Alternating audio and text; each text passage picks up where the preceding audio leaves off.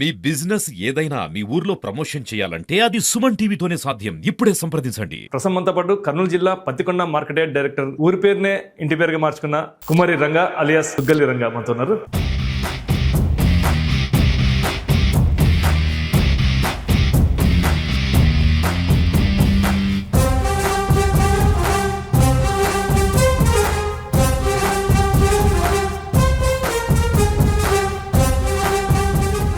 Welcome to Suman TV. నేను కిరణ్. ప్రసమంతో పాటు కర్నూలు జిల్లా పత్తికొండ మార్కెట్ యార్డ్ డైరెక్టర్, ఊరి పేరునే ఇంటి పేరుగా మార్చుకున్న కుమారి రంగా అలియాస్ దుగ్గలి రంగా మనతో ఉన్నారు. నమస్తేనా. నమస్తే కిరణ్. బాగున్నారా కిరణ్? మీరు ఊరి పేరు ఇంటి పేరుగా మార్చుకున్నారు అంటే యాక్చువల్గా మీరు శాలివాన కులస్తు వాళ్ళు. మరి కుమారి అనేది పక్క పెట్టేసి ఎందుకు దుగ్గలి ఎందుకు యాడ్ అయింది? యాక్చువల్గా కిరణ్, అది విషయం చెప్పాలంటే చాలా పెద్ద కథ. నాకు 10th నా స్కూల్ డేస్ నుంచి కూడా నాన్నగారు అప్పట్లో కమ్యూనిటీ ఉన్న అభిమానం అయితేనేమి, దానికోసం అప్పటినే 10th క్లాస్లోనే, అంతకుముందు ఏదైతే ప్రైమరీ స్కూల్ ఉందో రంగా శాలివాహన అని అప్పట్లో నాన్నగారు పెట్టారనమాట. అప్పట్లో శాలివాహన అనేది ఎవరికి తెలియదు. సో దాన్ని తీసుకురావాలనే ఉద్దేశంతో మన ఫాదర్కి అప్పటి ఆలోచన ఉండింది. సో అప్పటి నుంచే శాలివాహన, రంగా శాలివాహన అనేవాళ్ళు ఎప్పుడు. చాలా తక్కువ తుగ్గల రంగా అనేది అప్పట్లో. తర్వాత ఏదైతే మీకు తెలుసు కదా, తుగ్గల నాగేంద్ర గారు మా బాబాయ్ ఉన్నారు, ఆయన చేసిన సేవా కార్యక్రమాలు కానీ దానివల్ల అయితేనే ఇంకో విధంగా అయితేనే ఆ ఊరి పేరే ఇంటి పేరుగా ఆయనకు తుగ్గల నాగేంద్ర అని వచ్చింది.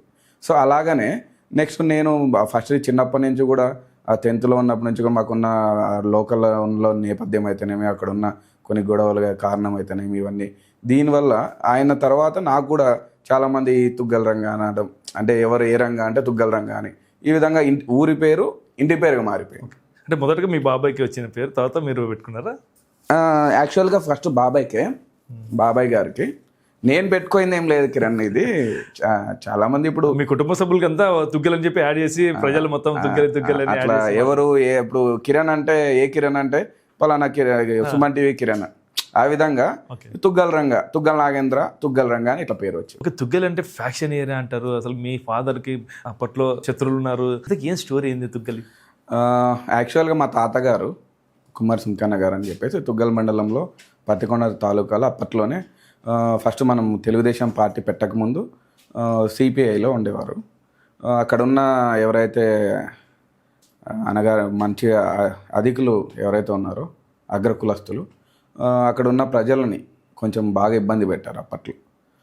కొంచెం అన్ని విధాలుగా ఇబ్బంది పెట్టి వాళ్ళని అణిగి తొక్కి వాళ్ళని ఆర్థికంగా ఏదో నీకోకుండా ఈ విధంగా చేస్తూ ఉంటే ఈయన సరే ఇప్పుడు మనము కష్టపడుతున్నాం, మనము అన్ని విధాలుగా మన కుటుంబాన్ని పోషించుకుంటున్నాం, ఒకరి పెత్తనం మన మీద ఎందుకు, మనం ఎందుకు ఇట్లా ఉండాలా, మనం ఆర్థికంగా ఎదగాలన్న ఉద్దేశంతో ఈయన సిపిఐ పార్టీ నుంచి ఒక విప్లవం తీసుకొచ్చారు. కుమార్ సుంకన్న గారు, మా తాతగారు ఒక విప్లవం తీసుకొచ్చారు. ఆ జనాల్లో చైతన్యము, బీసీల్లో బడుగు బలహీన వర్గాలకు అండగా నిలబడుతూ వాళ్ళని ఆర్థికంగా చైతన్యం చేస్తూ పైకి తీసుకురావాలా, వీళ్ళని అభివృద్ధి పరచాలనే దాంతో ఒక విప్లవం తీసుకొచ్చి ముందు వచ్చి నిలబడ్డాడు అగ్రకులాలకి. ఆ రోజు అగ్రకులాలకి ఆ విధంగా అడ్డం నిలవన్నందుకు, అరే వీళ్ళంతా ఒక రెవల్యూషన్ వచ్చేసింది, వీళ్ళంతా ఆర్థికంగా బలపడితే మనకు మనుగడ ఉండదనే ఉద్దేశంతో ఆయన్ను ప్రత్యర్థుల చేతిలో హత్య గావించారు. హత్య గావించిన తర్వాత మమ్మల్ని కూడా, మా కుటుంబాన్ని కూడా ఇబ్బంది పెట్టాలని చూశారు. సరే ఆ రోజు మమ్మల్ని మా తాతగారిలాగా మేము కూడా అవ్వకూడదు అని చెప్పేసి గట్టిగా నిలదొక్కున్నప్పుడు ఏమైతుందంటే, మనం కొట్టడానికి వచ్చినప్పుడు మనం అడ్డుకున్నాం తప్ప మన నుంచి ఎవరిని వేరే విధంగా ఎప్పుడు హత్యలు కానీ. ఎవరు ప్రత్యర్థులు తుగ్గల్లో ఉన్నారు మాజీ, వాళ్ళ పేరు చెప్పడం కూడా నాకు అంత ఇష్టం లేదు యాక్చువల్ చెప్పాలంటే. అంటే ఇప్పుడు ఏం లేదులేండి, అయిపోయింది. అంటే జనాలు కూడా ఊరు ఇడిచిపెట్టిన వాళ్ళు మళ్ళీ మీ శత్రువులు మీ ఊర్లోనే ఉన్నారు అంటారు. ఇప్పుడేం లేదు కిరణ్, ఒకప్పుడు ఉన్నారు. ఇప్పుడు వాళ్ళు అది కూడా జనాలలో చీకొట్టడంతో వాళ్ళు కూడా సైలెంట్ అయిపోయారు. ఇప్పుడు జనాలకు మంచి చేస్తే మనలాగా నిలబడతారు. బాబాయ్ లాగా మీ శత్రువులు మీ ఊర్లోనే తిరుగుతున్నాడు, మీ కళ్ళ ముందే తిరుగుతున్నారు. మరి లేదు కిరణ్, వాళ్ళు ఎంత తిరిగినా ఏం చేసినా జనాలనే ఆదరించాలా. జనాలు మనల్ని ఆదరించినప్పుడే మనకు ఒక విలువ. ఆ జనాలు చీకొట్టినప్పుడు ఎవడైనా సరే ఉన్నా ఒకటే, లేకపోయినా ఒకటే. జనాల్లో ఆ చైతన్యం వచ్చింది. మా తాతగారు ఏదైతే చైతన్యం తీసుకురావాలనుకున్నారో, మా బాబాయ్ అయితేనేమి, నాగేంద్ర గారు, మా ఫ్యామిలీ అయితేనేమి అందరూ అండగా నిలబడ్డాం ఆ రోజు మా బాబాయ్కి. మేము దాని నుంచి ముందుకు పైకి తీసుకొచ్చాం. ఈరోజు జనాల్లో చైతన్యం వచ్చింది అందరికీ. ఈరోజు మా కుటుంబం ఎక్కడున్నా వాళ్ళకి ఆడున్న లోకల్ జనాలకు ఆర్థికంగా అయితేనేమి అన్ని విధాలుగా ఈరోజు కూడా మీకు ఎన్నో సేవా కార్యక్రమాలు చేస్తున్నాడు. మీకు కూడా ఇది తెలుసు ఎక్కడ ఈ ఫ్యాక్షన్ అనేది ఎక్కడ ఆగిపోయింది? ఫ్యాక్షన్ అనేది కిరణ్ ఒక టైంలో బాగా మేము 10th, నేను 9th 10th ఇంటర్ ఈ టైంలో బాగుండింది. ఒక టైం అన్నప్పుడు ఏదైతే ఉందో ప్రజల్లో ఆర్థికంగా అయితేనేమి పిల్లల్ని చదివించుకోవాలా, మనం ఎప్పుడైతే సపోర్ట్గా నిలబడి వీళ్ళందరినీ మనం ముందుకు తీసుకొచ్చి పిల్లల్ని బాగా కష్టపడి వాళ్ళు చదివించుకున్న తర్వాత, పిల్లలు చదువుకున్న తర్వాత ఫ్యాక్షన్ వద్దు మనకు. మేము ఎప్పుడు ఫ్యాక్షన్ ప్రోత్సహించలేదు కిరణ్. మా వాళ్ళ మీద ఎప్పుడైతే అటాక్ చేశారో మేము అడ్డుకున్నాం తప్ప, అంటే మాకు దెబ్బలు తగలకుండా అడ్డుకున్నాము తప్ప మేము ఎవరినైతే దాడి చేసింది లేదు ఎప్పుడు. సో అట్లాంటి పరిస్థితుల్లో జనాలలో ఒక టైంలో పోతా కాలక్రమేణా ఒక చైతన్యం తెచ్చాం. చదువుకోవాలా, ఆర్థికంగా బలపడాలా. మీ ఫాదర్ వాళ్ళు మొత్తం ఎంతమంది ఉన్నారు? నలుగురికి ఫ్యాక్షన్ అనేది ముద్ర ఉంది. ఫ్యాక్షన్ అనే ముద్ర అయితే లేదు కిరణ్ ఎప్పుడు మా ఫ్యామిలీకి. మంచి చేసేవాడికి ఖచ్చితంగా ఎప్పుడు శత్రువులే ఉంటారు. ఒక సొసైటీకి కానీ ఒక జనంకి కానీ మంచి చేయాలనుకున్నవాడికి కంపల్సరీ శత్రువు అనేవాడు ఉంటాడు. కానీ మేము ఎప్పుడు వాళ్ళనేమి మా మీద తాతని చంపారు తప్ప మేము వాళ్ళ మీద ఎప్పుడు మేము చంపుకున్నాము, మేము బాధపడ్డాము, మేము కోల్పున్నాం తప్ప మేము వాళ్ళు చేసిన మూర్ఖ పని మేము చేయాలనుకోలే. ఆ రోజు మేము అనుకుంటే మాకున్న బలానికి, మాకున్న జనబలానికి, మా కుటుంబానికి ఉన్న బలానికి వాళ్ళు ఎవరు మిగలరు. కానీ మేము చదువుకున్నాము, విద్యావంతులము. మూర్ఖంగా పోతే జీవితాలు నాశనం అయితే మాతో పాటు మా వెనకున్న జనాలు, ఊర్లో ప్రజలు, మా మండలంలో ప్రజలు వీళ్ళంతా ఆవేశంగా పోతే మరీ ఎవరు తట్టుకోలేరు. వాళ్ళ జీవితాలు కూడా నాశనం అవుతాయి. మనం చదువుకున్నాం, వాడు చేసిన పని మనం చేయకూడదు. మనం ఆర్థికంగా వీళ్ళని తీసుకొచ్చి వీళ్ళని చైతన్యం చేసి వాడు ఎవడైతే దుర్మార్గులు ఉన్నారో వాళ్ళని ఆ విధంగా అనగదెక్కాలని చూసాం తప్ప ఏ రోజు మేము వాళ్ళ మార్గం ఎంచుకోలేదు. ఊర్లో అన్ని ఆస్తులు ఉన్నాయి మీ కుటుంబానికి, మరి ఆస్తుల గొడవ వల్ల ఇది ఏమన్నా మీ మీద దాడి చేసే ప్రయత్నాలు ఉన్నాయా, లేదంటే మీ వ్యక్తిగతంగా ఏమైనా వాళ్ళకి మీకు ఏమైనా ఉన్నాయా? ఆస్తులు గొడవలు ఎప్పుడు లేవు కిరణ్. అదే జనాలని ఎప్పుడైతే మనం చైతన్యం చేస్తే వాళ్ళకి మనుగడ ఉండదు. జనాల మీద బతుకుతూ ఉన్నారు. జనాలు ఒక పంచాయతీకి పోవాలంటే 1 లక్ష తీసుకురాపు, నా కారుకి డీజిల్ పోయి, రాత్రి అయితే నాకు మందు ఏర్పాటు చేయి, ఈ విధంగా జనాల మీద బతుకుతూ ఉన్నారు. ఎప్పుడైతే జనాలని మీకు ఎవరికి ఏం చేయాల్సిన ప్రయోజనం, నీ హక్కు ఇది, నీకు సమస్య వస్తే ఈ సమస్యను ఏ విధంగా నువ్వు తీర్చుకోవాలో అని చెప్పని మన దగ్గరుండి, బాబాయ్ ఉన్నాడు, బాబాయ్ దగ్గరకు వస్తే ఆయన సొంతం జీప్ తీసుకుపోయి ఆయన డబ్బులు ఖర్చు పెట్టి ఆయనే సమస్య పరిష్కరించి పోయేటప్పుడు డబ్బులు ఛార్జీకి ఉన్నాయా లేదని చెప్పని ఇచ్చి పంపించే తత్వం ఉన్నప్పుడు ఆ జనాల్లో ఏ విధంగా వస్తుంది? నీ దగ్గర 10,000 తీసుకురాపో, 1 లక్ష తీసుకురాపో అని చెప్పేవాడికి నువ్వే 10,000 చెవిలో పెట్టుకోబో అని చెప్పి నీ సమస్య పరిష్కారం చేసి పంపిస్తే ఆ జనాల్లో ఆటోమేటిక్గా ఎవరు మంచి చేస్తున్నారు, ఎవరు చెడు చేస్తున్నారు అని తెలిసిపోతుంది. ఎప్పుడైతే ఈ విధంగా దుర్మార్గులు ఒక మనుషుల మీద డిపెండ్ అయ్యి చేసుకుంటారో అట్లా వాళ్ళకి ఎప్పుడు కాలం ఉండదు కిరణ్. ఓకే, 4 అన్నారు మీ ఫాదర్ వాళ్ళు. మొత్తం 4కి ఆస్తులు ఎలా వచ్చాయి? పెద్దల ఆస్తులే. ఊరంతా ఆస్తులు ఎలా వచ్చాయి? అంటే ఒకప్పుడు ఊరంతా ఆస్తులు అంటే మా పెద్దలు ఉన్నారు, మా జైనాన్న వాళ్ళు 4, మా తాత వాళ్ళు 4. వాళ్ళు మా పెద్ద జైనాన్న ఉండే, ఆయన మంచిగా వీళ్ళందరూ అంటే ఎప్పుడు ఉమ్మడిగా యూనిటీగా ఉన్నారు. వాళ్ళు ఎప్పుడు డివైడ్ అవ్వలేదు ఎప్పుడు. అంటే పిల్లలు పుట్టి కూడా పిల్లలందరూ పెళ్ళిళ్ళు అయ్యి పిల్లలు పుట్టి అన్నీ ఉంటే కూడా వాళ్ళు 4 మంచి యూనిటీగా ఉండి, మా పెద్ద జైనాన్న గారు వీళ్ళు 3, మా తాత 3 ఆయన అందరు కలిసి సమిష్టి కృషిగా ఆస్తులు సంపాదించుకొని అందరికి పెద్ద జైనాన్ని అందరికి న్యాయం చేసినారు తాత వాళ్ళకి. తర్వాత తాత కొన్ని తీసుకున్నారు, కష్టపడ్డారు. అప్పట్లోనే మా తాత వాళ్ళు ఉన్నప్పుడే ద్రాక్ష తోటలు ఊర్లోనే ఎర్రగుడి, తుగ్గలి, అప్పట్లోనే ద్రాక్ష తోటలు, బత్తాయి తోటలు, నిమ్మ తోటలు, ఇట్లా తోటలు బాగా కష్టపడేవాళ్ళు తాత వాళ్ళు. కష్టపడి ఈ ఆస్తులు బాగా కూడబెట్టారు. సో వాళ్ళ నుంచి మా తాతగారికి వచ్చిన భాగం మా నాన్న వాళ్ళకి 4. మా నాన్న పెద్ద, సెకండ్ నాగేంద్ర బాబాయ్, 3 వరప్రసాద్, 4 విజయభాస్కర్ అని. ఆయన విజయభాస్కర్ గారు ఎక్స్-ఎంపీపీ తుగ్గలి మండలం. ఇంకా బాబాయ్ మీకు తెలిసిందే శాలివాన కార్పొరేషన్ చైర్మన్ చేశారు, స్టేట్ కార్యనిర్వహణ కార్యదర్శిగా ఉన్నారు, తర్వాత గ్రంథాలయ చైర్మన్ చేస్తున్నారు ఇప్పుడు. మా పిన్ని గారు కూడా జెడ్పీటీసీ తుగ్గలి మండలం చేశారు, అత్యధిక మెజార్టీ వచ్చింది ఆమెకు కూడా. బాగా ఒక రకంగా జనాల్లో మంచిగా చేస్తున్నాం కాబట్టి జనాలు ఆదరిస్తున్నారు, ఇబ్బంది లేదు మా కుటుంబం వరకు ఇప్పటి వరకు కూడా. ఒక చిన్న నిజం చెప్తారా ఓ మాటకి? బ్రహ్మాండం, నేను ఏదైనా ఓపెన్గా మాట్లాడతాను. మీరు 4 అన్నారు కదా మీ ఫాదర్ వాళ్ళు, మరి 4లో ఎందుకు తుగ్గిల్ నాగేంద్ర గారు ఒక్కటే ఎందుకు స్థలదాతగా మిగిలిపోయినాడు? ఆయన కొంచెం దాతృత్వం ఎక్కువ ఉంటుంది, ఆయనకు జనాలకు సేవ చేయాలనేది ఉంది. ఎందుకంటే 4 యూనిటీగా ఉన్నారు. మాకు ఫస్ట్ నుంచి కూడా మా బాబాయ్ మా తాతగారు చంపినప్పటి నుంచి కూడా అప్పుడు ఆయన లా చేస్తూ ఉన్నారు బాబాయ్ కడపలో మా తాతగారిని చంపినప్పుడు. సరే అప్పుడు నాన్నగా అయితేనేమో బాబాయ్లు ఉన్నారు ఊర్లో, కొంచెం అన్నీ చూసుకుంటూ ఉన్నారు. బాబాయ్ లా చేస్తూ ఉన్నాడు. ఏదైతే ఇన్సిడెంట్ జరిగిందో అప్పుడు ఇక్కడికి వచ్చాడు. కొంచెం బాబాయ్ దూకుడు, కొంచెం మంచిగా ఏదైనా ధైర్యవంతుడు, దూకుడు, ఎవరినైనా ఎదిరించగలుగుతాడు. సో అప్పుడు ఆయన ఉన్నాడని చెప్పి వీళ్ళు ముగ్గురు కూడా మనలో ఎవడోడు ఉండాలా గట్టిగా, మనోడు మంచి చదువుకున్నాడు, నాలెడ్జ్ ఉన్నాడు, అంటే మంచి శక్తి కలిగినోడు ఉండని అని చెప్పి అందరు సపోర్ట్ చేశారు, కలగలుపు ఉన్నారు. ఇప్పుడు కూడా మంచిగా ఏం జరిగినా ఎక్కడ జరిగినా అందరు కలిసే ఉంటారు. ఏ ఇన్సిడెంట్ జరిగినా కూడా నలుగురు కలిసే బలంగా ఉంటారు. మరి మీ బాబాయ్ ఎంత స్థలదాత కావచ్చు, టీడీపీ కార్యాలయాలు కావచ్చు, ప్రభుత్వ కార్యాలయాలు మొత్తం మీ బాబాయ్ ఇచ్చినవి. మరి ఎందుకు మీ బాబాయ్కి గుర్తింపు ఎక్కడుంది? ఓన్లీ శాలివాహన చైర్మన్ తప్ప, ఫెడరేషన్ చైర్మన్, ఇప్పుడు గ్రంథాలయ చైర్మన్, ఏం గుర్తింపు ఇచ్చారు మా పార్టీ? యాక్చువల్గా పార్టీలో సిపిఐ పార్టీలో తాతగారు ఉన్నప్పుడు అప్పుడు 85లో ఎన్టీఆర్ గారు, సీనియర్ ఎన్టీఆర్ గారు పార్టీ, తెలుగుదేశం పార్టీ స్థాపించినప్పుడు ఆ కాన్స్టిట్యున్సీలో ఫస్ట్ సభ్యత్వం తాతగారిది, మా తాతగారిది. టీడీపీ పార్టీలో స్థాపించినప్పుడు ఫస్ట్ సభ్యత్వం మాదే. ఇక్కడ తాతగారు తీసుకున్నారు. సిపిఐ నుంచి టీడీపీలోకి వచ్చారు.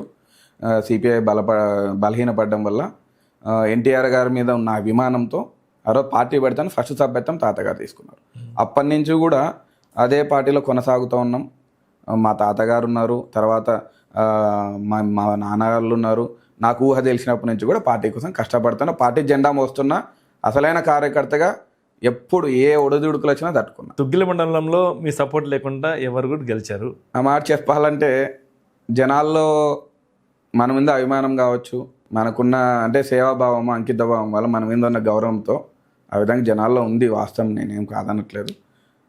కాలక్రమేణా మనము కొన్ని పరిస్థితులు అనుగుణంగా పోవాల్సిన పరిస్థితులు ఏర్పడుతుంటాయి కిరణ్. కొన్నిసార్లు కొన్ని ఎన్నున్నా ఏం లేకున్నా కొన్ని పరిస్థితులకు అనుగుణంగా నడవాల్సిన పరిస్థితి ఏర్పడుతుంది మనిషికి. 100% నడవాలి. ఆ బాటలో కొన్ని ఎకరాలు స్థలదాతలు ఇచ్చారు, ఫ్లాట్లు వేసి ఫ్రీగా కూడా ఇచ్చేస్తారు, పెళ్ళిళ్ళు చేశారు. మనకు మా బాబాయ్ ఫస్ట్ నుంచి కూడా మంచి సేవా కార్యక్రమాలు నిర్వహిస్తాడు. అవసరమైతే ఆయన ఆస్తులు అమ్మి కూడా ఇప్పుడు కూడా ఏ పెళ్లి జరిగినా మా మండలంలో ఎవరు పెళ్లి చేసినా వాళ్ళకి తాళిబొట్లు కానీ, మెట్టెలు కానీ, బట్టలు కానీ ఇంటి నుంచి ఇవ్వడం సాంప్రదాయం. శ్రీరామనవమికి మీకు కూడా తెలుసు కదా, ప్రతి శ్రీరామనవమికి ఆల్మోస్ట్ ఆల్ ఎన్ని జంటలు అయితే అన్ని జంటలకి వివాహాలు చేస్తాడు. అంటే మా పెళ్ళిళ్ళ కంటే గ్రాండ్గా చేస్తాం మాకు ఒక్కొక్కసారి చాలా ఆనందం అనిపిస్తుంది. అంటే అంత వాళ్ళు ఎంత వేల మంది రాని అందరికి పెళ్ళిళ్ళు చేసి వాళ్ళకి భోజనాలు పెట్టి మన ఇంట్లో వాళ్ళని సాగినంపినట్టు చేస్తాం. వాళ్ళు కూడా చాలా హ్యాపీగా ఫీల్ అయ్యి మాకు వాళ్ళ కుటుంబము దీవెనలు ఇస్తారు. మేము బాగుండాలి, కుటుంబం మంచిగా ఉండాలా. ఫస్ట్ నుంచి కూడా మాకు ఇది ఎట్లా వచ్చిందంటే మా తాత ఊర్లో ఆ మండలంలో కానీ ఇంటి మీద పోతుంటే పిలిచి అన్నం పెట్టి పంపించాలి. ఇంటికి వచ్చినవాడు అన్నం తినే పోవాలి, ఎవరికి ఏం కావాలన్నా చేయాలి. ఫస్ట్ ఆయన సేవాభావం ఎక్కువ. ఇప్పుడు మా తాత వెనక తిరిగే వాళ్ళు చాలామంది, కొంతమంది అప్పుడున్న చనిపోతే వాళ్ళ ఫ్యామిలీకి పొలాలు కూడా ఇచ్చినాడు. 1 ఎకరా పెట్టుకుంటా, మీకు బాలేక పరిస్థితి అంటే కౌలుకి ఇచ్చారా? అంటే కౌలుకి లేదు, ఓన్గా మనం సొంతానికి నువ్వు చేసుకోకపోని రిజిస్టర్ చేసి ఇచ్చారు. ఈరోజు అనుభవించుకుంటున్నారు కూడా, అమ్ముకుంటున్నారు కూడా, అనుభవించుకుంటున్నారు. చాలా మంది అమ్ముకున్నారు, అనుభవిస్తున్నారు ఉన్నారు. ఎందుకంటే మీ ఫ్యామిలీ పరిస్థితి బాగాలేదు, నీకు 1-2 ఎకరాలు చేసుకోపరా, తీసుకో, నువ్వు బాగుండు, నువ్వు పొలం పండించుకొని ఆర్థికంగా బాగుండండి మీరు. ఇట్లా మా తాతగారి నుంచే స్టార్ట్ అయింది. అదే బాటలో ఈయన మా తుగ్గల నాగేంద్ర బాబాయ్ అదే బాటలో నడుస్తున్నాడు. ఈయన లేకపోయినా పొలాలు కొని, ఉన్న పొలాలు కాదు, మేము ఆస్తులు పనిచేసినాడు. ఆస్తులు ఆల్మోస్ట్ ఆల్ ఎప్పుడో పని చేసుకున్నాం. కానీ ఈయన కొని రైతులకి ఇవ్వాలా, ఊర్లో జనాలకి ఇవ్వాలా. మా బాబాయ్కి ఏంటంటే మా తాతగారికి ఒక ఆశ ఉండేది. అంటే ఈ తుగ్గలి గ్రామంలో పంచాయతీలో వీళ్ళు ఎవరైతే ఉన్నారో ఇల్లు లేని వాళ్ళు ఎవరన్నా ఉంటే వీళ్ళకి మనం స్థలాలు ఇచ్చి అప్పట్లోనే మంచిగా ప్రతి ఒక్కడికి ఇల్లు లేనివాడు ఉండకూడదని ఒక కాన్సెప్ట్, ఒక ఆశయం ఉండేది ఆయనకు. దాన్ని ఈయన నెరవేర్చాడు. ఈయన కొని 12 ఎకరాలు కొని ప్రతి ఒక్క ఆవిడున్న లోకల్గా ఇల్లు లేని వాళ్ళు ఎవరైతే ఉన్నారో అందరికి పట్టాలు పంచారు. సో ఇప్పుడు దాంట్లో గవర్నమెంట్ తరఫున ఇప్పుడు ఎమ్మెల్యే గారి సహకారంతో, కేఈ శామన్న గారి సహకారంతో ఇల్లులు కట్టించే కార్యక్రమానికి స్థలాలు ఎమ్మెల్యే గారు ప్లస్ గవర్నమెంట్ తరఫున మేము ఏదైతే స్థలాలు ఇచ్చినాం 11 ఎకరాలు వాళ్ళకి ఇల్లులు కట్టించే కార్యక్రమం కూడా చేస్తున్నాం. అంటే అదొకటి చిరస్థాయిగా మా తాతగారి ఆశయం నెరవేరిపోవాలా, ఓకే. ఇండ్లు లేని వాళ్ళకి ప్రతి ఒక్కరు ఇంట్లో హ్యాపీగా సొంతింటి కల్లా. సొంతింటి కళ నెరవేరాలన్న ఆశయంతో చేశాడు. మీకు తెలుసు కదా, ప్రతి ఒక్కళ్ళలో ఎక్కడ పోయినా ఎండిఓ ఆఫీసులు కానీ, ఎంఆర్ఓ ఆఫీసులు కానీ, శ్రీశక్తి భవన్లు కానీ, కస్తూరిబా స్కూల్స్ కానీ, వెటర్నరీ హాస్పిటల్స్ కానీ, అవన్నీ ఆల్మోస్ట్ ఆల్ కొనిచ్చిన స్థలాలే. ఏవి మనకు పూర్వం నుంచి ఆస్తులు ఉన్నవి చాలా తక్కువ కొనిచ్చాడు. అది నేను గర్వంగా ఫీల్ అవుతుంటా. ఎందుకంటే కోట్లు ఉన్న వాళ్ళు చాలామంది ఉన్నారు, ఇవ్వాలని ఆశ ఆతృత ఉన్న వాళ్ళు చాలా తక్కువ మంది ఉంటారు. అందులో ఈయన ఉండడం, అది మా కుటుంబంలో మేము ఒక పార్ట్ కావడం అనేది చాలా అదృష్టంగా భావిస్తుంటాం, గర్వంగా చెప్పుకుంటుంటాం ఒక్కొక్కసారి. ఓకే. తుగ్గిల్ నాగేంద్ర గారికి కొడుకులు, సొంత కొడుకులు ఉన్నప్పుడు కూడా మీ మీదనే ఎక్కువ ఆశ, మీ మీద సొంత కొడుకులాగా చూసుకుంటేవాడు, చాలా ఆప్యాయంగా రంగారంగాన్ని ఎప్పుడూ మీరు ఎంబడి తిరిగేవారు. కానీ ఎందుకు కొన్ని సందర్భాల్లో మీ బాబాయ్తో కొట్లాడి కొన్నేళ్ళు ఎందుకు మాట్లాడలేదు? కిరణ్, ఏం లేదు, మా బాబాయ్ కొడుకులు 2 ఉన్నారు. మా బాబాయ్ అందరు సమానంగా చూస్తాడు. తుగ్గల నాగేంద్ర గారు ఎప్పుడూ ఒక కుటుంబంలో ఇప్పుడు ఎట్లా మా నాన్న వాళ్ళు, మా బాబాయ్ అందరూ ఎట్లున్నారో సేమ్ అదే విధంగానే నా కొడుకులు, నా అన్న కొడుకులు, నా తమ్ముడు కనుక భేదాభిప్రాయం ఎప్పుడు లేదు. ఆయన పరిస్థితుల దృష్ట్యా చిన్న కొడుకేమో చదువుతున్నాడు, ఎంబీఏ చేస్తున్నాడు బెంగళూరులో. ఇంకో దృష్ట్యా పెద్ద కొడుకు బిజినెస్ పరంగా బయట వేరే రాష్ట్రంలో ఉంటున్నాడు. దానివల్ల ఆయన ఏంటి, లోకల్లో మనకంటూ ఇంత ఉన్నాం, ఈడ ఇంతమందికి సేవా కార్యక్రమాలు చేస్తున్నాం, వాళ్ళు వస్తారు, అంతవరకు మనవాడు ఉన్నాడు, నాకు వాడైనా కొడుకే, వీడైనా కొడుకే, నా కుమారులు అని చెప్తాడు ఎప్పుడు. ఏ స్టేజ్ మీద అయినా కూడా నా అన్న కొడుకు, నా తమ్ముని కొడుకు, నా కొడుకు అని ఎప్పుడు చెప్పలే, నా కుమారులు అంటే అందరూ నా కొడుకు లాంటి వాళ్ళని చెప్తాడు. అది నాకు చాలా హ్యాపీ. ఆయన కోసం నాకు అహర్నిశలు ఎప్పుడు నేను అభిమానం, ఆయన అంటే నాకు మంచి అభిమానం. రంగాకి కోపం ఎక్కువ, బాబాయ్తో కొట్లాడినాడు, కొన్ని రోజులు మాట్లాడలేదు, కొన్ని సంవత్సరాలు మాట్లాడలేదు అంటారు. కుటుంబం అన్నాక చిన్న చిన్నవి సమస్యలు వస్తుంటాయి కిరణ్, దాన్ని ఖచ్చితంగా సాల్వ్ చేసుకుంటాం. ఏదేం జరిగినా అప్పట్లో ఏం జరిగింది, ఎందుకు మాట్లాడే చిన్నది కిరణ్, అది పెద్ద సమస్య కాదు. నేను ఒక చిన్న పిల్లోన్గా ఉండే, అంటే అప్పుడు అంత మెచ్యూరిటీ మైండెడ్గా లేను. ఇది ఒక 10 ఏళ్ల కింద జరిగిన ఇష్యూ ఇది. అప్పట్లో కొంచెం నాకు ఎందుకో ప్రిఫరెన్స్ ఇవ్వలేదు అనే ధోరణి నాకు అనిపించేది. అంటే నేను ఇంత బాబాయ్ కోసం తాపత్రయం పడుతుంటా, బాబాయ్కి ఎవడన్నా ఏమన్నా లేకపోతే ఇంకోటి ఏదన్నా ఉన్నా దగ్గరుండి అర్ధరాత్రిగా నేను చేసి పెట్టే అభిమానం నాలో ఉంది. కానీ బాబాయ్ నాకు ఎందుకో కొంచెం ప్రిఫరెన్స్, అంటే నన్ను గుర్తించట్లేదేమో అనే ఒక భావన ఉండింది నాలో. సో ఆ తెలియని తత్వంతో కొంచెం నేను కూడా దూరంగా ఉండడము. ఆయన కూడా, రే నువ్వు మనమంతా ఒకటైతేనే పిలిస్తే కూడా నువ్వు రావా, ఎన్నిసార్లు పిలిచాను నీకు, నేను ఫోన్ చేస్తే నీకు మనుషులు పంపిస్తే కూడా నువ్వు నా దగ్గర రావా, వేరే కుటుంబమా నువ్వు అని ఆయన కూడా కొంచెం ఫీల్ కావడము. దాని వల్ల దూరం ఉంటుంది. అంటే ఒక 6 months 1 year తర్వాత మళ్ళా కొన్ని సంఘటనలు జరిగినప్పుడు ఐక్యమత్యంగా మళ్ళీ కలవాల్సి వచ్చింది. అంటే బాగున్నప్పుడు దూరం ఉన్న కిరణ్ నేను కోరుకుండేది, ఒక ఆపద వచ్చినప్పుడు యూనిటీ అవుతాం. అది 100% మా ఫ్యామిలీలో ఎప్పుడు ఉంటుంది. అది కొన్ని పొరపాట్లు చేశాడు తుగ్గిల్ నాగేంద్ర గారు, ఈ ఆరోపణలు వచ్చినాయి, అది నిజమేనా? పార్టీ గుర్తించలేదే, నేను ఇంత కష్టపడ్డాను కదా, సో నాకు ఎందుకు పార్టీ గుర్తించలేని ఒక చిన్న బాధతో కొద్ది రోజులు పక్కన ఉన్న. అధికారం లేనప్పుడు గన్మెన్లు ఎట్టొచ్చినాయి? ఫస్ట్ ఇది నువ్వు ఒక మంచి క్వశ్చన్ అడిగా. సీఎం గారు ఇప్పుడున్న మన చంద్రబాబు నాయుడు సారు ఇంకా సీఎం కాకముందు తాతగారిని చంపినప్పుడు ఈయనను తీసుకెళ్ళి కుప్పంలో పెట్టుకున్నారు. ఎందుకు అంటే తాతని చంపేశారు, అప్పుడు ఆర్థికంగా చాలా మనం బలహీనంగా ఉన్నాం. ప్రత్యర్థులు అగ్నవర్ణాల్లో గట్టిగా ఉండేవాళ్ళు, ఆర్థికంగా ఉండేవాళ్ళు, అన్ని విధాలుగా ఉండేవాళ్ళు. సో నువ్వు తట్టుకోలే, ఇప్పుడు నీకు అంటే చంపేసేవాళ్ళే మమ్మల్ని, మేము అప్పట్లో ఉన్న పరిస్థితులు. ఆయన తీసుకెళ్ళి అక్కడ పెట్టుకున్నాడు. దగ్గర ఒక 1 year సార్తో ట్రావెల్ చేసి ఉంటాడు. అప్పటి నుంచి కూడా గన్మెన్లు ప్రొవైడ్ చేశాడు. అప్పట్లో 4+4 చెక్ పోస్ట్ పెట్టేవాళ్ళు ఇంటి దగ్గర. అప్పుడు ఫస్ట్ టైం సీఎం అయినా గన్మెన్లు ఇచ్చాడు.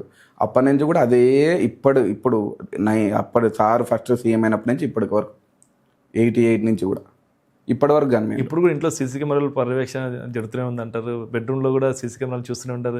ఎప్పుడు ఏ శత్రువు ఏ టైంలో వస్తాడో తెలియదు, ఏ రాత్రి వస్తాడో తెలియదు. బాబాయ్ ఇప్పుడు ఏం లేదు కిరణ్, ఒకప్పుడు ఉండింది, ఇప్పుడు అంతా మంచిగా ప్రశాంతంగా ఉన్నాము. ఒకప్పుడు ఉండింది, మేము మా ప్రత్యర్థులు దాడులు చేసినప్పుడు, బాంబులు వేసినప్పుడు ఎదుర్కొన్నాం, మేము వేసాం, అన్ని విధాల కేసులు పడ్డాయి, అన్నీ చేసాం, అన్నీ ఎదుర్కొన్నారు. ఒకప్పుడు భయానకమైన క్షణాలు మేము పిల్లలు ఉన్నప్పుడు ఇంకా నాకు అంత నాలెడ్జ్ కూడా లేదు. యూనిట్గా నలుగురు కలిసి ఒకటే యూనిట్గా ఒకటే ఇంట్లో ఉండేవాళ్ళం మా పిల్లలు ఉన్నప్పుడు. రాత్రిపూట ఒక 12 గంటల వరకు కొంతమంది కాపలా కాస్తే 12 నుంచి తెల్లారేంత వరకు కొంతమంది కాపలా కాసిన ఇంటి చుట్టూ. అట్లాంటి పరిస్థితులు గడిపినాం, బిక్కుమని గడిపినాం, ప్రాణాలు గుప్పెట్లో పెట్టుకొని బతికినాం. బాంబులు వేసేవాళ్ళు, రాళ్ళు వేసేవాళ్ళు, ఫైరింగ్ జరిగేది. దీనికి సమాధానం ఇచ్చాం. అప్పుడున్న మాకు జనబలము, మా ఊర్లో మా ఏరియాలో ఉన్న ప్రజలైతేనేమి అభిమానంతో, తాతగారి మీద అభిమానంతో, మా కుటుంబం మీద అభిమానంతో మనకి ఏ రోజు రూపాయి ఆశించకుండా మన ప్రాణాలు కాపాడి మనం ఎదుర్కొన్నాం. ఈ ఫ్యాక్షన్లో మీ కుటుంబంలో ఎంతమంది బలయ్యారు? తాతగారు ఒకటి ఏదైతే ఈ బలహీన వర్గాల వారికి సపోర్ట్ ఉన్నాడో వీడు ఎదుగుతాడు, వీళ్ళందరూ చైతన్యం వస్తే మనం మనుగడ ఉండని ఉద్దేశం తాతగారిని చెప్పారు. మేము కొంచెం తాతగారు తర్వాత టార్గెట్ ఎవరి మీద ఎక్కువ ఉండింది? బాబాయ్ గారి మీదనే టార్గెట్. ఆయననే స్ట్రాంగ్ ఉంటాడు, కొద్దిగా అన్ని విధాలుగా ఏదైనా తట్టుకోగలగడు అనే ఉద్దేశంతో స్ట్రాంగ్ ఉంటాడు. ఆయన మీద టార్గెట్ ఎక్కువ. ఫస్ట్ నుంచి కూడా ఆయన ముందు ఉంటుండే దానికైనా నాన్న వాళ్ళందరూ సపోర్ట్ చేసేవాళ్ళు. నాకు తెలివి వచ్చిన తర్వాత అప్పుడు నలుగురితో పాటు నేను 5వ అయినా. మా తమ్ముళ్ళంతా చాలా చిన్న పిల్లలు. ఏ రోజు కానీ రాజకీయం కానీ గొడవల్లో కానీ ఇన్వాల్వ్మెంట్ లేదు. నాకు ఊహ తెలిసి 10th క్లాస్ నుంచి కూడా నేను ఆల్మోస్ట్ వాళ్ళు ఏ గొడవలు జరిగినా నన్ను కూడా పెట్టేవాళ్ళు. 4 కాదు 5 మంది అనేవాళ్ళు. మరి ఇప్పుడు మీరు గతంలో వైసీపీ పార్టీలో మీ మీద కేసులు పడ్డాయి, అప్పుడు మీ బాబాయ్ మీకు సపోర్ట్ చేయలేదా? చేశాడు కిరణ్. మనకు గవర్నమెంట్ లేదు అప్పుడు. కే కృష్ణమూర్తి గారు డిప్యూటీ సీఎంగా ఉన్నారు అప్పుడు. మన పత్తికొండ కాన్స్టిట్యున్సీ నుంచి గెలిచిన తర్వాత ఈ లాస్ట్ గవర్నమెంట్గా అంతకుముందు గవర్నమెంట్లో డిప్యూటీ సీఎంగా ఉన్నప్పుడు మనం కొంచెం గట్టిగా పార్టీ కోసం కష్టపడ్డాము. తర్వాత పార్టీ దురదృష్టశాత్తు మనం ఆ రోజే రాష్ట్రం విభజించి ఫస్ట్ గవర్నమెంట్ వచ్చింది, పార్టీ కోసం కష్టపడ్డాము.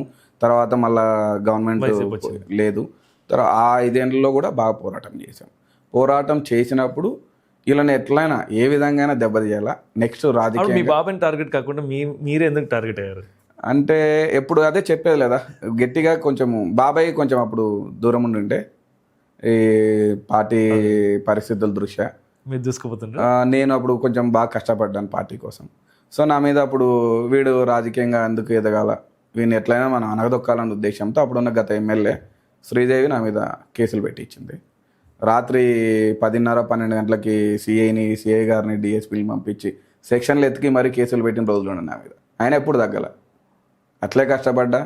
అట్లే శామన్న ఎలక్షన్స్కి చేశాను. శామన్న కే కృష్ణమూర్తిగా డిప్యూటీ సీఎం అయిపోయాక శామన్న గారు ఎమ్మెల్యే కన్సల్ట్ చేశారు, పోటీ చేస్తే శామన్న కోసం బాగా కష్టపడ్డా. ఎలక్షన్ బూత్లో కూడా చీఫ్ ఏజెంట్ ఉంటుని బాగా గెస్ట్కి కష్టపడినా.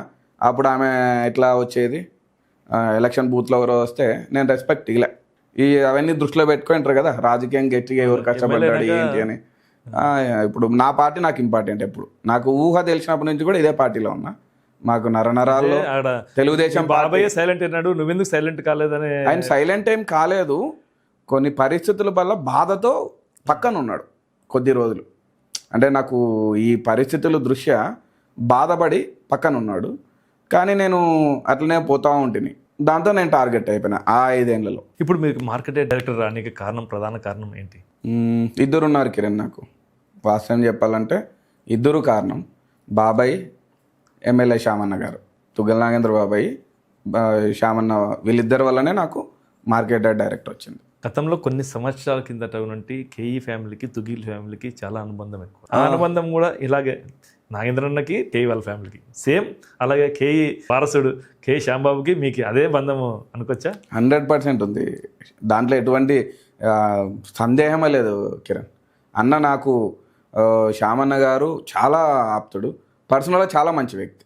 ఎంత మంచి వ్యక్తి అంటే నేను దగ్గర నుండి చూసా. 5 ఏళ్ళు గవర్నమెంట్ లేనప్పుడు కూడా చూసా, ఇప్పుడు చూస్తున్నా.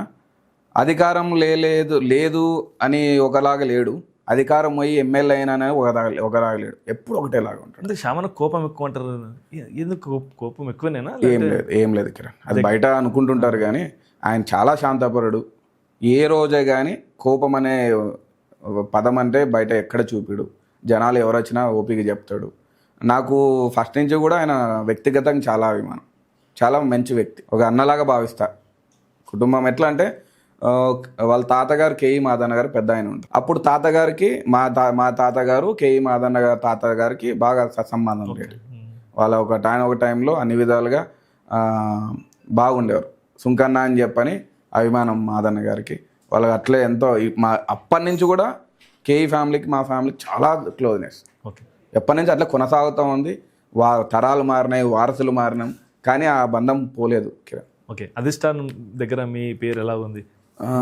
బాండింగ్ చాలా బాగుంటుంది. అన్న ఎప్పుడు వచ్చినా మన ఫ్యామిలీ గురించి బాగా చెప్తారు. అట్లనే ఇప్పుడు అన్నగారు నిన్న పత్తికొండకు వచ్చారు. Tata renewable wind power and solar power clean energy కోసం భూమి పూజ చేయడానికి మన పత్తికొండ కాన్స్టిట్యున్సీ ఓసూరుకు వచ్చారు. 800 మెగావాట్స్. చాలా హ్యాపీ. ఎందుకంటే అది కరువు ప్రాంతం. మీకు తెలియదు ఏం లేదు, ఎప్పటి నుంచో డ్రాట్ ఏరియా. మన కర్నూలు జిల్లా రాయలసీమలోనే పత్తికొండ అంటేనే ఒక డ్రాట్ ఏరియా అది. సో దాంట్లో ఇది ఒక విషయం చెప్పుకుంటూ వస్తాను నేను. ఈ విషయం ఎందుకు గట్టిగా చెప్తా అంటే, చాలా కరువు ప్రాంతము, నీళ్లు లేవు. సమ్మర్ అయితేనే మాకు బిందెలు పట్టుకొని బయటకు పోయి ట్యాంకర్లు పెట్టి తోలే పరిస్థితిలో ఉండేవాళ్ళు. కేఈ కృష్ణమూర్తి గారు డిప్యూటీ సీఎం అయినప్పుడు పత్తికొండ కాన్స్టిట్యున్సీకి 78 చెరువులు నింపడానికి అప్పుడున్న మన చంద్రబాబు నాయుడు సార్ని మంచి ప్రాజెక్ట్ తీసుకొచ్చి కృష్ణగిరి దగ్గర లిఫ్ట్ ఇరిగేషన్ పెట్టించి అంద్రినివాని తీసుకొచ్చి చెరువులు నింపే పైప్ లైన్ ద్వారా చెరువులు నింపే కార్యక్రమం భూమి పూజ జొన్నగిరిలో చేసాం.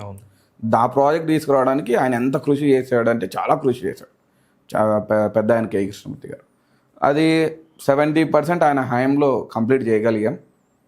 కాకపోతే దురదృష్టవశాత్తు లాస్ట్ మూమెంట్లో ఆ 30% కంప్లీట్ కాక దాన్ని ఎలక్షన్స్ రావడము, గవర్నమెంట్ కోల్పోవడము, వైసీపీ గవర్నమెంట్ రావడము, ఆ దురదృష్టవశాత్తు ఆ 30% కూడా దారుణంగా గత ఎమ్మెల్యే పట్టించుకోకపోవడము, జనాలని అసలు అంత మంచి ప్రాజెక్టుని భగీరథి ప్రాజెక్ట్ అది ఎన్నో ఏండ్ల కల మాకు అది. ఎందుకంటే ఎంత ఘోరమైన పరిస్థితులు అనుభవించే వాళ్ళం అంటే మాకు తెలిసి చిన్నప్పటి నుంచి నీళ్లు లేక, పంటలు లేక, డబ్బులు లేక దానికోసం తిరగబడింది అప్పుడు మా తాతగారు. మరి అదే పరిస్థితి అట్లనే మా ఊహ తెలిసి మేము పెద్దగా ఉన్నా కూడా అట్లే ఉంది. కానీ ఆయన కేఈ కృష్ణమూర్తి గారు ఆ ప్రాజెక్ట్ తీసుకురావడము, అది పట్టించుకోకుండా దుర్మార్గంగా పక్కన పెట్టేసింది శ్రీదేవి గారు. తర్వాత మళ్ళీ అదృష్టశాతం మన గవర్నమెంట్ ఇప్పుడు రావడం, ఆ ఉన్న 30% నువ్వు వచ్చిన సంవత్సరం లోపల కంప్లీట్ చేయడం, వాటర్ చెరువులకి లాస్ట్ గత ఇయర్ నుంచి ఇయర్ మనకు వర్షాలు వెళ్ళిన ఎఫెక్ట్ వల్ల ఇంకా విడుదల కాలేదు. లాస్ట్ ఇయర్ చెరువులు నీళ్ళు ఇచ్చాం. అసలు సమ్మర్లో కూడా మనకి ఏ ఇబ్బంది, వర్షాలు పడ్డా పడకపోయినా చెరువులు పుష్కలంగా వాటర్ ఉంటే, బోర్లన్నీ పుష్కలంగా వాటర్ ఉంటాయి. పంటలు పండించుకున్నారు, హ్యాపీగా ఉన్నారు. ఇప్పుడు దేవనకొండ మండలం కూడా సేమ్ ఈ చెరువులు నింపి ఇప్పుడు ఈ గ్రావిటీ ద్వారా పొలాలకు నీళ్ళు ఇచ్చాం. బ్రహ్మాండంగా ఫ్యాక్షన్ ఏరియా దేవనకొండ. అట్లాంటి ఫ్యాక్షన్ ఏరియాలో కత్తులు పక్కన పెట్టి పారలు పట్టి పొలాల్లో పనిచేస్తున్నారు బికాజ్ ఆఫ్ కేఈ కృష్ణమూర్తి గారు పెద్ద ఆయన. అదే బాటలో వారసుడు తండ్రి వారసత్వాన్ని పునికి తెచ్చుకొని అదే అంకిత భావంతో జనాలకు ఏదో చేయాలా, జనాలని ఈ ఏరియాలో మనము చేసిన మా నాన్న ఎట్లయితే ఏ పథకాలు చేశాడో అంతకంటే రెట్టింపు చేయాలా, మంచి చేయాలా, సేవ చేయాలనే ఉద్దేశంతో ఆయన మరి స్లూయేజ్ గేట్స్ కానీ, ఇప్పుడు మళ్ళీ మనకు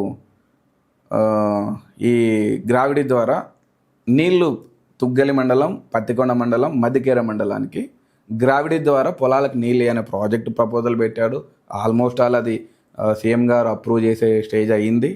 తర్వాత అదేవిధంగా మీకు తెలియని పత్తికొండ అంటేనే ఏం గుర్తొస్తుంది మనకు? టమోటా గుర్తొస్తుంది. మనకు రాయలసీమలోనే మదనపల్లి తర్వాత పత్తికొండ సెకండ్ ప్లేస్లో ఉంటుంది. అత్యధికంగా రైతులు పండించేది టమోటా, ఉల్లిగడ్డ మన పత్తికొండ కాన్స్టిట్యున్సీలో. అట్లాంటి పత్తికొండ సీజన్ వస్తే రైతులు రోడ్లపైన పడేసి ధర్నాలు, రాస్తారోకోలు, పెట్టిన పెట్టుబడి రాక వాళ్ళ బాధలు, ఏడుపులు, ఎంత బాధపడే రైతులు ఉంటారంటే కండ్ల ముందర ఇట్లా పోసి బస్సుల కింద పోస్తుంటే మాకే బాధ అనిపించేది. గిట్టుబాటు ధర లేక దళారులు మోసం చేస్తూ ఉండ్రి అప్పుడున్నప్పుడు. లాస్ట్ గవర్నమెంట్ అయితేనేమి, అంతకుముందు కానీ దీనికోసము ఈయన మా ఎమ్మెల్యే కేఈ శామన్న గారు చాలా గట్టిగా జ్యూస్ ఫ్యాక్టరీ చొరవ తీసుకొని పత్తికొండ నియర్ బై కనకదిన్య గ్రామం పక్కన టమోటా ప్రాసెసింగ్ యూనిట్ని సీఎం గారి దృష్టికి, లోకేష్ బాబు దృష్టికి, తీసుకెళ్ళి భరత్ అన్న చొరవతో, మినిస్టర్ గారు ఇండస్ట్రియల్ మినిస్టర్ భరత్ అన్న చొరవతో యూనిట్ని శంకుస్థాపన చేసిన సంవత్సరం లోపల ప్రాజెక్ట్ రెడీ చేసి నెక్స్ట్ మంత్ సీజన్ లోపల దాన్ని అందుబాటులోకి తీసుకొస్తున్నాం, ప్రారంభం చేస్తున్నాం. నిన్న మీరు లోకేష్ బాబు గారు కూడా, ఆనరబుల్ నారా లోకేష్ అన్న కూడా నిన్న పత్తికొండకి ఓసూరు ప్రోగ్రామ్కి వచ్చినప్పుడు అనౌన్స్ చేశారు స్టేజ్ మీద. ఆల్మోస్ట్ ఆల్ కంప్లీట్ అయింది. ఈరోజు అదే రాయలసీమలో, అదే పత్తికొండ డ్రాట్ ఏరియాలోనే స్వర్ణగిరి బంగారు గన్లు జియో మైసూర్ కంపెనీ ఏర్పాటు చేసి మొన్ననే సీఎం గారు అంగరంగ వైభవంగా ప్రాణోత్సవం చేశారు. బ్రహ్మాండంగా ఈరోజు ప్రొడక్షన్ జరుగుతూ ఉంది. దాంట్లో 800 మంది ఫస్ట్ ఫేజ్లో 800 మందిని మా ఏరియా నుంచి ఎంప్లాయీని పంపించాము. బ్రహ్మాండంగా పని చేసుకుంటున్నారు చదువుకున్న పిల్లలు. వలసలు అనేది ఎందుకు పోతారు? ఇప్పుడు ఒక కుటుంబంలో ఒక ఎంప్లాయీ ఉంటే 4 కుటుంబం ఉన్నవాడికి ఒక 30,000 40,000 వచ్చినప్పుడు వాడు వలస పోడు. ఈరోజు వరమైంది వాళ్ళ కృషితో అయితేనేమి 800 మందిని తీసుకొచ్చి కంపెనీ వాళ్ళు బయటకు తీసుకురావాలని చెప్పారు. కానీ మా ఎమ్మెల్యే గారు నేను పట్టుకొని టెక్నికల్ స్టాఫ్ని తెచ్చుకో, 30% మీరు స్టాఫ్ తెచ్చుకో, మిగతా 70% మన లోకల్ వాళ్ళకి టెక్నికల్ స్కిల్స్ నేర్పిస్తారు. ఇవన్నీ జరుగుతుందా? సాధ్యమవుతుందా? జరుగుతోంది, చేస్తున్నాం. అంటే ఓన్లీ స్కిల్స్ ఉన్న వాళ్ళకి దూరం నుండి తీసుకొచ్చి ఇక్కడ లేబర్ పని చేయించేకే పనికి వస్తారు అన్నట్టు కొందరు. లేదు కిరణ్, 30% స్కిల్ లేబర్ ఉన్నారు. రిమైనింగ్ ఉన్న వాళ్ళకి కూడా స్కిల్స్ నేర్పించి, స్కిల్స్ ఏదైతే ఉందో వాళ్ళకి స్కిల్స్ ప్రోగ్రామ్స్ కండక్ట్ చేసి వాళ్ళని కూడా టెక్నికల్ టీం కదా. నేను మా తుగ్గల నుంచే చెప్తున్నా. చాలామంది నా పక్కన నా ఇంటి చుట్టూ తిరిగే పిల్లలు కూడా చదువుకున్న పిల్లలు, డిగ్రీలు కంప్లీట్ చేసుకున్న పిల్లలు ఈరోజు టెక్నికల్ విభాగంలో పనిచేస్తున్నారు స్వర్ణగిరిలో. ఎందుకు జరగల? నిదర్శనం ఈడే ఉంది కదా కిరణ్. 100% టెక్నికల్ టీంలో కలిసి పనిచేస్తూ ఉన్నారు. వాళ్ళు పొద్దున్న లేసి యూనిఫామ్ వేసుకొని హెల్మెట్ పెట్టుకొని స్వర్ణగిరికి పోతుంటే బండ్ల మీద కడుపు నిండిపోతుంది. సో వలసలు ఆగిపోయినాయి. టమోటా జ్యూస్ ఫ్యాక్టరీ వస్తుంది, డైరెక్ట్ ఇండైరెక్ట్గా 2,000 మందికి ఉపాధి కలుగుతుంది. సోలార్ పవర్ వచ్చింది, విండ్ పవర్ వచ్చింది, ఇట్లా అనేక రకాల కంపెనీలు. పత్తికొండ మార్కెట్ యార్డ్ కొత్తగా నూతనంగా కమిటీ ఏర్పడింది, అలా దాంట్లో డైరెక్టర్ ఉంటారు. మీ డెవలప్మెంట్ ఎలా జరుగుతుంది మార్కెట్ యార్డ్? అంటే రైతులు వచ్చిపోయిన కానీ సరుకు అమ్మడానికి కానీ దళారులు మోసం కాకుండా కానీ ఇంత ఏ స్టేజ్లో ఉంది మార్కెట్ యార్డ్? ఇది ఖచ్చితంగా చెప్పుకోవాలి కిరణ్. ఎందుకంటే లాస్ట్ గవర్నమెంట్ అయితే, అంతకుముందు గవర్నమెంట్లో కమిటీలు ఏమున్నాయో నాకు అంత పెద్దగా ఐడియా లేదు. లాస్ట్ గవర్నమెంట్లో చాలా అరాచకంగా బయట తీసుకొచ్చి మార్కెట్ నుంచి టమోటా యాక్షన్ని బయట పెట్టి దళాల చేతిలో పెట్టి అక్కడ ఉన్న ప్రముఖ వ్యక్తి ఎమ్మెల్యేకి సంబంధించిన వాళ్ళు బయటనే దోపిడీ చేసి రైతుల్ని, ఈ విధంగా బాగా జరిగింది. మార్కెట్లో టమోటా యాక్షన్ పెట్టలేదు, అప్పుడు బయట పెట్టేవాళ్ళు. ఎందుకంటే మార్కెట్లో కమిటీకి సంబంధించిన కొన్ని ప్రైవేట్ వాళ్ళు వేస్తుంటే బయట ప్రైవేట్ వాళ్ళు పెట్టించి ఎమ్మెల్యే సహకారంతో ప్రైవేట్ వాళ్ళతో దందా చేసుకున్నారు. మనం ఎప్పుడైతే మా ఎమ్మెల్యే గారు మళ్ళీ గెలిచారో శ్యామన్న గారు, కమిటీలో మాకు ఎప్పుడైతే అవకాశం కలిగిందో ఈరోజు ప్రతి కమిటీ, ప్రతి ట్రేడర్కి, ప్రతి రైతుని ఖచ్చితంగా వెళ్ళి కలుస్తున్నాం. ట్రేడర్ ఏ విధంగా ఏదైనా కమిషన్స్ తీసుకున్నా లేకపోయినా అది తీసుకుంటుంటే కూడా ఇది కరెక్ట్ కాదని చెప్పని ఎక్కడికెక్కడ మనము రెజల్యూషన్స్ ఇచ్చాం. ఎక్కడే కానీ రైతుకి అన్యాయం జరగకోకుండా సరుకు వచ్చినప్పుడు, సీజన్లో సరుకు వచ్చినప్పుడు మనకు డిమాండ్ లేకపోయినా ఎక్కడ చెన్నై బయర్స్తో మాట్లాడి కానీ, హైదరాబాద్ బయర్స్తో మాట్లాడి కానీ, వైజాగ్ దగ్గర నుంచి మాట్లాడి కానీ లోలని మ్యాక్సిమం అయినంత వరకు రైతులకు అన్యాయం చేయకుండా పర్చేజ్ చేసాం. మార్కెట్ తరఫున కొన్నాం, ట్రేడర్స్తో కొనిచ్చినాం. రైతుకి ఎక్కడే కానీ ఒక బాక్స్ ఎనికిపోకుండా మొత్తం ఎక్కడికెక్కడ డిస్ట్రిబ్యూట్ చేసాం. దాంతోపాటు అక్కడ ఉన్న వాటర్ ఫెసిలిటీస్ అయితేనేమి, డంపింగ్ అయితేనేమి మెరుగుపరిచాం. ప్రతి ఏ ప్రాబ్లం వచ్చినా కమిటీ దగ్గర ఉండి కూర్చొని దాన్ని ట్రేడర్స్తో కానీ ఎలా ఉంది దళారీ వ్యవస్థ చాలా వరకు మేము వచ్చినాక కంట్రోల్ చేసాం. లేదు, ట్రేడర్స్ నడుస్తుంది, కమిషన్ పర్సెంటేజ్ తీసేసినాం, రైతులు హ్యాపీగా ఉన్నారు. ఇప్పుడు మా అదృష్టానికి సీజన్ వస్తుంది, టమోటా ఫ్యాక్టరీ స్టార్ట్ అవుతుంది, చాలా హ్యాపీగా ఫీల్ అవుతున్నాం. ఇప్పుడు వచ్చే టమోటా ఇప్పుడు రేపు ప్రాసెస్ అవుతుంది, బ్రహ్మాండంగా ప్రాసెస్ చేస్తాం. కాకపోతే ఈ ఇయర్ ఎంతవరకు అయితే క్వాలిటీ ఉంటుందో ఆ క్వాలిటీకి సంబంధించిన ఆ క్వాలిటీ ఏదైతే జ్యూస్కి సూటబుల్ అవుతుందో అంత మాత్రమే ఫ్యాక్టరీలో తీసుకుంటాం. నెక్స్ట్ ఇయర్ రైతులకు అందరికి అవగాహన కల్పించి ఏదైతే జ్యూస్ క్వాలిటీ ఉంటుందో ఆ యొక్క సీడ్ మాత్రమే కల్టివేషన్ అయ్యేలాగా చర్యలు తీసుకుంటాం. నెక్స్ట్ సీజన్కి వచ్చేసరికి ప్రతి ఒక్క రైతుకి సేమ్ ఆ క్వాలిటీకి సంబంధించిన సీడ్ ఇచ్చి దాన్ని కల్టివేషన్ చేయించి ఒక్క టన్ను కాదుగా 1 కేజీ కూడా వేస్ట్ కాకుండా జ్యూస్ ప్రాసెసింగ్ చేసి కెచప్ చేసి పంపిస్తాం. ఇందులో ఇంకో అడ్వాంటేజ్ ఏంటంటే ఫ్యాక్టరీలో టమోటా సీజన్లో టమోటా ప్రాసెస్ చేయొచ్చు, మ్యాంగో సీజన్లో మ్యాంగో ప్రాసెస్ చేయొచ్చు, దాంట్లోనే గువాతో గువా మాడ్యూల్స్ మార్చుకోవచ్చు. సో మల్టీపర్పస్, అంటే ఓన్లీ టమాటో ఒకటే కాదు, not only tomato, multipurpose. A season fruit ఆ సీజన్లో దాన్ని process definitely we have to change the modules, that's it. అంతే. నువ్వు ఏ సీజన్ ఉంటే ఆ సీజన్లో రైతు ఏదైనా పండించుకో, మనము ప్రాసెస్ చేయొచ్చు. ఎక్కడికో పోవాల్సిన పనిలే. ఈరోజు పత్తికొండలో అప్పుడు ఏదంటే నువ్వు హైదరాబాద్కో లేకపోతే బెంగళూరుకో లేదంటే చెన్నైకో పంపించే పరిస్థితి ఉండే. నీకు అవసరంలో ఈరోజు రైతుకి ట్రాన్స్పోర్ట్ తగ్గిపోయి, నీకున్న లేబర్ తగ్గిపోయి, అవన్నీ తగ్గిపోతుంది. నీకు గిట్టుబాటు ధర ఉంటుంది. దగ్గర సంతోషంగా హ్యాపీగా బండి ఎత్తకపోతాడు, ఫ్యాక్టరీలో అమ్ముతాడు, తీసుకుంటాడు, ప్రాసెస్ చేస్తాడు, వెళ్ళిపోతాడు. చాలా ఫెసిలిటీ. ఈయన మా ఎమ్మెల్యే గారు చేసింది అంతా ఇంత కాదు. ఈరోజు చెప్తున్నా కదా, ఏదైతే ఈరోజు చెప్తున్నా కేఈ శ్యామన్న ఏదైతే సంకల్పించినాడో ప్రతి గ్రావిటీ ద్వారా ప్రతి ఎకరాకి నీళ్ళు ఇవ్వాలని, అదే ఎప్పుడైతే మనం చేయగలుగుతామో గట్టి చేస్తాడు, ఖచ్చితంగా చేస్తాడు. నాకు ఆ నమ్మకం ఉంది. స్లూయేజ్ గేట్స్ ఇచ్చినాడు, స్లూయేజ్కి పట్టుబడి సీఎం గారితో కొట్లాడి స్లూయేజ్ గేట్స్ తెచ్చినాడు, కృష్ణగిరి వెల్దుర్తి పెట్టించినారు. అదేవిధంగా మధ్యకేరి దగ్గర పత్తికొండ దగ్గర స్లూయేజ్ గేట్స్ పెట్టి గ్రావిటీ ద్వారా నీళ్ళు తీసుకొని ప్రతి ఎకరాకి ఇవ్వాలని చెప్పని ప్రాజెక్టు పెట్టాడు. 100% ఆయన సాధిస్తాడు, ఇస్తాడు. ఇస్తే ఇదే జరిగితే నేను ఏదో చెప్తున్నా కిరణ్, నోట్ మై పాయింట్స్. ప్రతి ఇంట్లో ఫోటో పెట్టుకుంటారు. ఎవరిది? కేఈ శ్యాంబాబు గారు, ఎమ్మెల్యే గారిదే. 100%. ఓకే, మీరు చెప్తున్నారు మంచిది. ఎమ్మెల్యే అయినారు కాబట్టి ఏదో మంచి కార్యక్రమాలు చేయాలా, అభివృద్ధి చేయాలా అను. మరి ఎమ్మెల్యే గారు వారానికి ఒకసారి కనిపిస్తాడు, పత్తికొండ నియోజకవర్గంలో ఎక్కువ ఉండడు, హైదరాబాదు కర్నూలే ఉంటాడు అని అంటారు. కిరణ్ అది ప్రతిపక్షంలో ఉన్నాడు. అప్పుడు వాళ్ళ నాన్నగారు పెద్ద ఆయన డిప్యూటీ సీఎం అయిపోయాక పత్తికొండ నుంచి పోటీ చేశాడు, ఓడిపోయాడు. అంటే దురదృష్టవశాత్తు ఎన్నో మంచి పనులు చేసినా ఇటువంటి 78 చెరువులు చేసే కార్యక్రమం అయితే, రోడ్లు అయితేనే పెద్ద పెద్ద మంచి డెవలప్మెంట్ చేశాడు. కానీ దురదృష్టవశాత్తు ఓడిపోయాడు. ఆ రోజు ఓడిపోయిన తర్వాత ఆ డిప్రెషన్లో అప్పట్లో అదే అంటే అధికారం లేనప్పుడు ఓడిపోయినప్పుడు వచ్చిపోయేవాడు. అంటే ఫ్రీక్వెంట్గా అంటే వారాలు ఉండేవాడు కాదు. అప్పట్లో వారానికి ఒక 2 రోజులు 3 రోజులు. ఇప్పుడు ప్రతిపక్షంలో ఉన్నప్పుడు పని ఏముంటుంది? ఎమ్మెల్యే అయినప్పుడు కూడా అందుబాటులో నేను ఏమంటా అంటే అప్పుడు ఓకే, ఇప్పుడు ఎమ్మెల్యే అయినప్పుడు కూడా అందుబాటులో లేదు కిరణ్.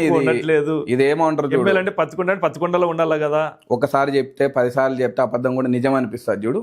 అట్లా అప్పుడున్న పరిస్థితిని ఇప్పుడు తీసుకొచ్చి అంటున్నారు. కానీ 100% ఎమ్మెల్యే గారు అవైలబిలిటీ ఉంటున్నారు. వారంలో 4-5 రోజులు ఆడు ఉంటున్నాడు. ప్రజలకు ఏం కావాలో, సమస్యలు ఏం కావాలో ఏమొచ్చినా దగ్గరుండి చేస్తున్నాడు. సీఎం రిలీఫ్ ఫండ్స్ అయితేనేమి, అభివృద్ధికి సంబంధించిన సమస్యలు అయితేనేమి, క్యాడర్లో ఉన్న సమస్యలను అయితేనేమి దగ్గరుండి ఆయనే చూసుకుంటున్నాడు. అసలు నేనే ఆశ్చర్యపోతున్నా. నేనే పత్తికొండలో ఉంటూ ఎమ్మెల్యే గారు ఎప్పుడు ఉంటున్నా ఎప్పుడు లేదా అని అడిగేవాడిని. ఇప్పుడు ఎప్పుడు పోయినా ఎమ్మెల్యే గారు ఉంటున్నారు. పార్టీ ఆఫీస్లో ఎప్పుడన్నా పోని ఎమ్మెల్యే గారు ఉంటున్నారు. ఒక వీకెండ్ శనివారం మాత్రం ఫ్యామిలీ ఉంటుంది కాబట్టి ఆయన ఫ్యామిలీ, ఆయన ఇప్పుడు నీకైనా నాకైనా అన్నకైనా ఎమ్మెల్యే గారికైనా సీఎం గారికైనా ఫ్యామిలీ అనేది. మీకు డైరెక్టర్ వచ్చింది కదా, ఎలా ఉంది ఆనందం? ఎలా అంటే నాకు అనుకున్నారా మీరు డైరెక్టర్ వస్తుంది నాకు ఎమ్మెల్యే గారు ఇస్తారన్నారా, లేదంటే మీరు అడిగారా ఏమన్నా? ఎమ్మెల్యే గారే ఇచ్చారా? ఇది నీకు చెప్పాలంటే కిరణ్, ఇది చాలా అంటే ఫన్ అనిపిస్తుంది.